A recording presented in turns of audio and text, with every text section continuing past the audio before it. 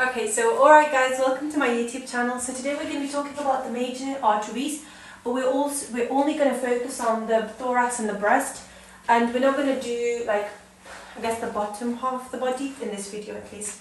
So let's get cracking. Okay guys, so we're going to be starting with this. So this is the major arteries. We're only going to do the thorax and the breast. So let's get cracking. First of all, we need to talk about the heart. So this is the heart. The heart is always in this type of structure. So this is your heart, and then you're going to have this thing. So this would be the ascending aorta. This would be the arch of the aorta, and this would be the descending aorta. The descending aorta does become like when it reaches, let's pretend this is the diaphragm. Obviously this is not drawn to scale.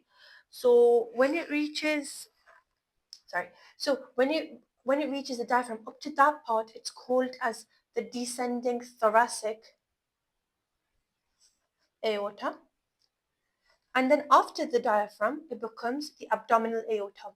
So if you ever do get the chance to see a real aorta in a cadaver or something, or even as a model, you need to appreciate how large, and it's one of the largest, if not the largest blood vessel, and it's really big in diameter and it's quite thick. So that's something like it's at the back of our body. So it's like at the back, just where the spinal cord is. It's literally in front of it. Okay. Now let's come. This is like a really badly drawn image of the human. So as we've discussed, this would be the ascending aorta, this would be the arch, and this would be the descending thoracic aorta. The descending thoracic aorta, this like I guess represents the diaphragm. So the descending thoracic aorta is gonna have posterior intercostal arteries. So it has this times 12 because that's the posterior. Then you've got the anterior intercostal arteries as well. So there's two different types of things.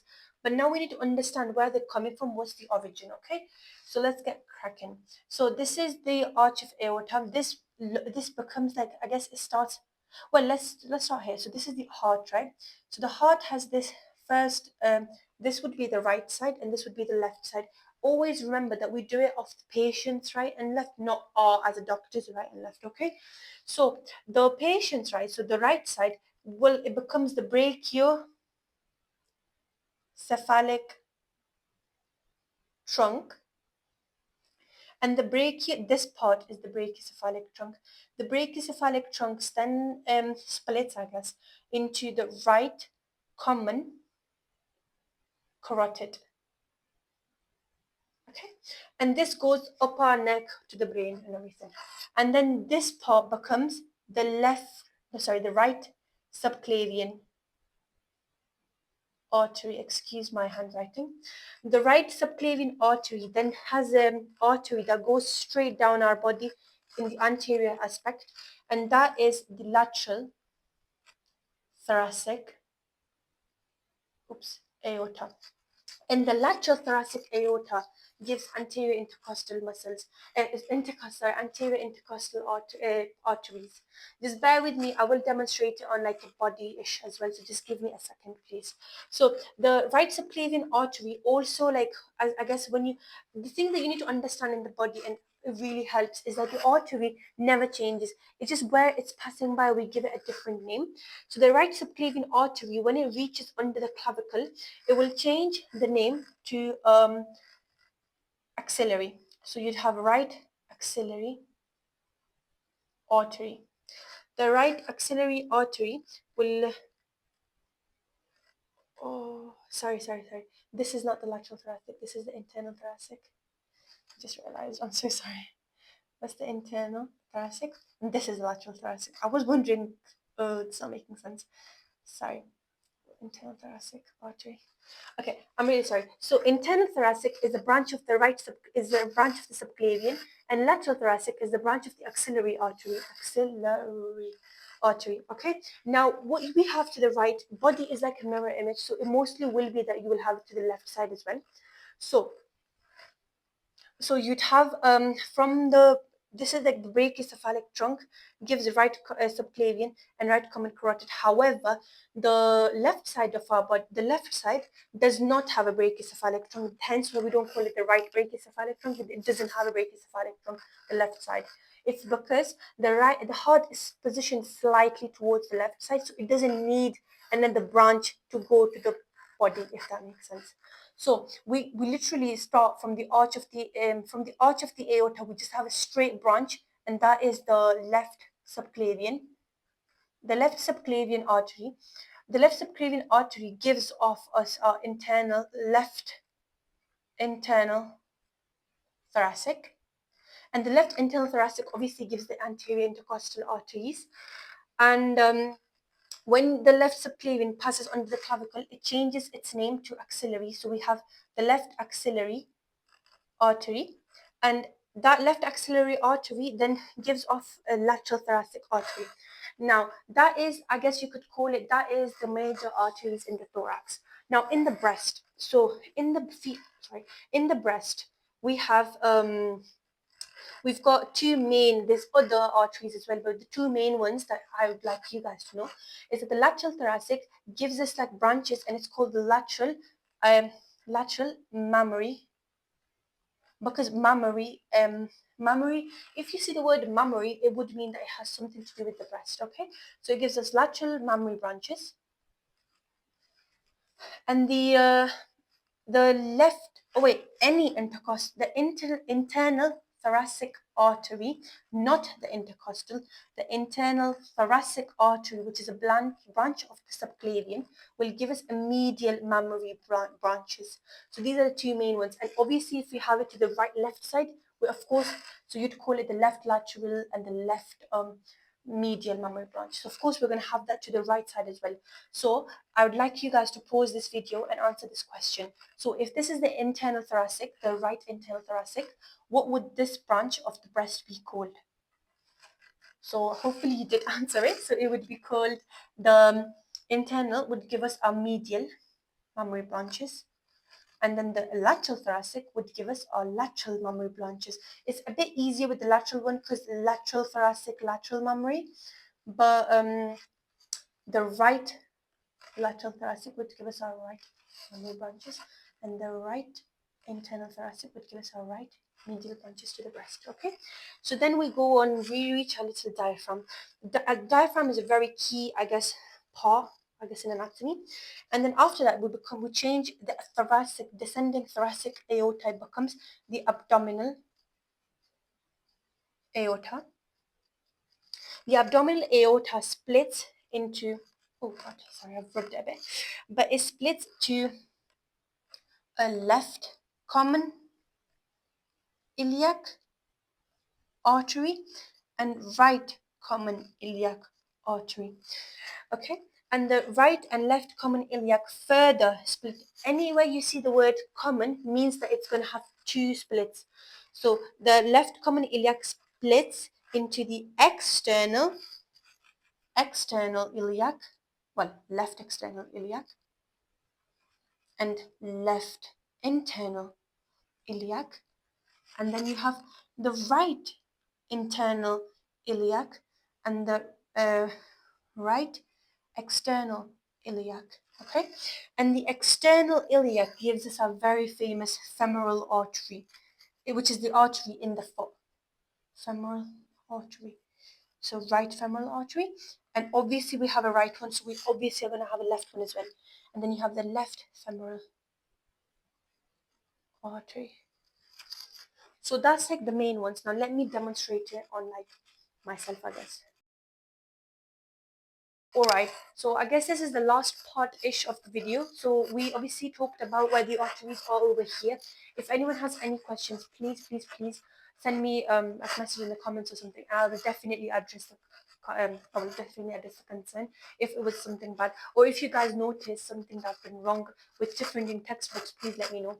So obviously I can correct, because I probably should have said that. So, I'm a first year medical student as well. So the reason why I made this channel is to learn as well with you all.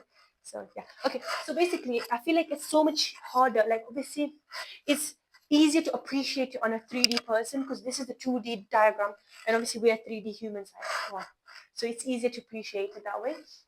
Okay, so basically, let me start. So, okay, this is my right hand and this is my left hand. So of course I'm going to talk from my perspective because you only the arteries and everything in medicine, you talk from the patients, right? You don't talk about your right and left. I think I mentioned this before as well in the video. You do not talk from your right and left. So okay, let's start. So basically this is, let's say this is your heart is in the center. Okay, it's not located on the left side. That does not happen. That's a very common misconception. Oh, my heart's on left. No, it's not. Your heart is in the middle, but at the apex of the heart, so your heart is something like this. It's like that basically. It's like a kidney bean shape. I don't know if you can see it very clearly from that end. So it's like this, I'd say. So it's like that located. It's tilted towards the left side a bit more than the right side. Hence why we said, oh, left side is associated with the heart. Okay, so your heart here, I'm gonna have my arch. Okay, my arch. But you need to understand that my arch doesn't go that way, but it actually goes that way. So my arch, it would be this way. Okay, so my arch and the aorta would be at the back over here where the spine is. So this is where, sorry, this is where the aorta, this is the spine, and in front of it would be where the aorta, like abdominal aorta, thoracic aorta, and that are. Okay, so your heart, your arch, then you have your subclavian. Well, wait, sorry. So I'm going to have a brachycephalic trunk and a common carotid artery going up this way. Okay?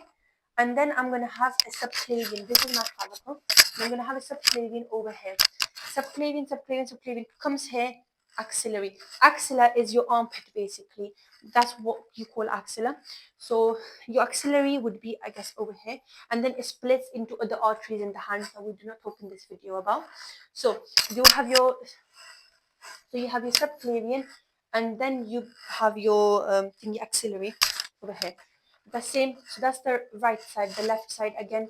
You don't have a brachiocephalic trunk, so the arch of the aorta, you're going to straight go to subclavian, then to the axillary. That's that part. And obviously you have your left common carotid up here. We don't talk about the head or the limbs yet at the moment. We only talk about, I guess, the thorax and the breasts in the middle. Okay, then here I'm going to have my internal thoracic and my lateral thoracic are over here. Like, I guess they are in the mid-axillary plane, I guess. So they're over here. So that's your internal thoracic and that's your lateral thoracic, okay? So do not confuse. Don't think because in my diagram they're close together, they're in real life like that.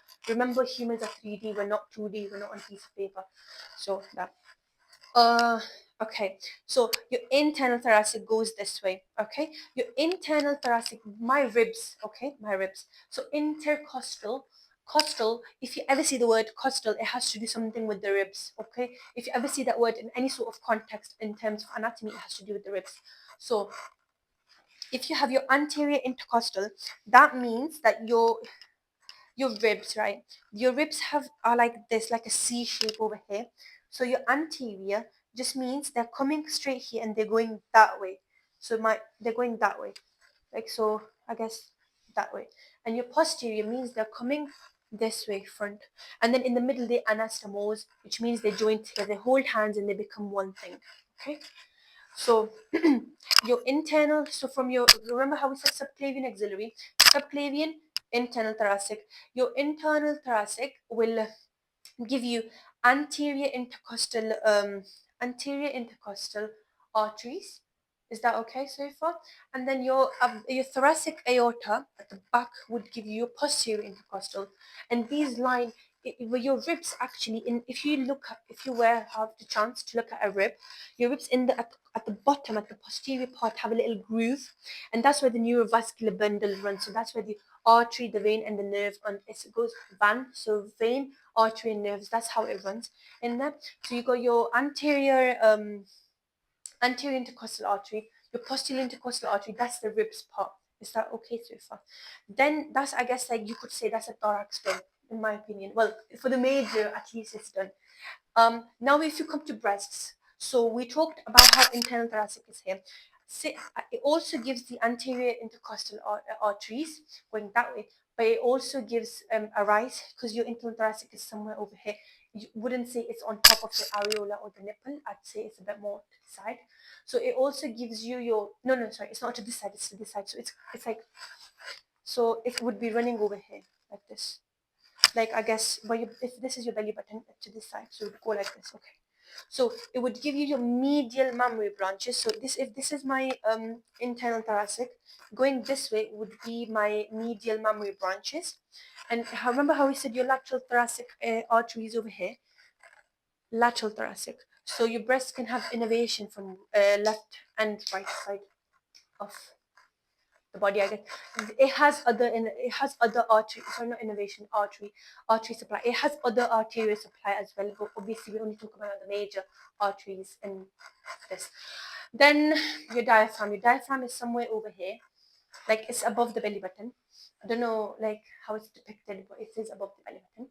Your thingy, your diaphragm. So your aorta, which we discussed, it was at the back. As soon as it hits the diaphragm, it changes its name and becomes abdominal aorta.